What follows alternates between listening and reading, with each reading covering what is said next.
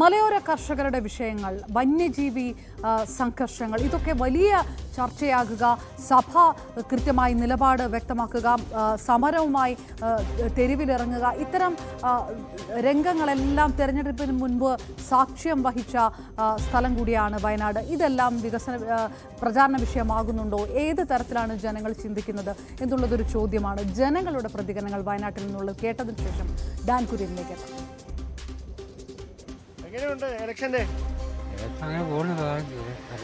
ആര് ജയിക്കും? ജയിക്കാനൊന്നും ധൈര്യം പോരാ.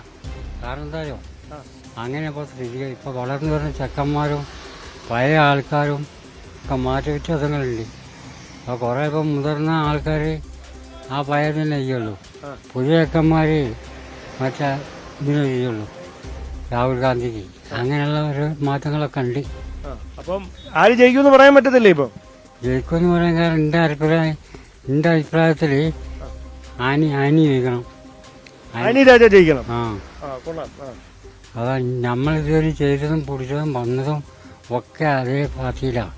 അപ്പം അതുകൊണ്ട് നമ്മളിനിപ്പോൾ ആ പാർട്ടിയിൽ മാറാൻ പാടില്ല. ഏതും പരിസംപ്രായക്കായില്ലേ, അപ്പം എന്ന് കഴിഞ്ഞ് എൻ്റെ അവസ്ഥ അങ്ങനെയാണ്. അപ്പം അതാ പറഞ്ഞത്, എൻ്റെ മനസ്സിൽ അങ്ങനെയാണുള്ളത്. ചേട്ടാ, എങ്ങനെയുണ്ട് ഇലക്ഷൻ? അടിപൊളിയായി പോകുന്നുണ്ട്.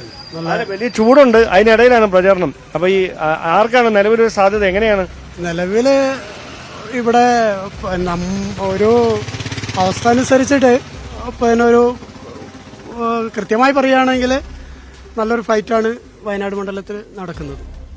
രാഹുൽ ഗാന്ധി 4 ലക്ഷം വോട്ടിന് ഭൂരിപക്ഷം നേടിയ വളരെ പ്രധാനപ്പെട്ട 3 നേതാക്കൾ തന്നെ ഏറ്റുമുട്ടുന്ന ഒരു മണ്ഡലമാണ് വയനാട് എന്നുള്ള തർക്കമില്ല. അതുകൊണ്ട് തന്നെ ദേശീയ തലത്തിൽ ശ്രദ്ധ ആകർഷിക്കുന്ന ഒരു മണ്ഡലം കൂടിയായി തുടരുക തന്നെയാണ് വയനാട്. വീണ്ടും നമുക്ക് വിശകലനങ്ങളിലേക്ക് എത്താം, ഡാനിലേക്ക് എത്താം.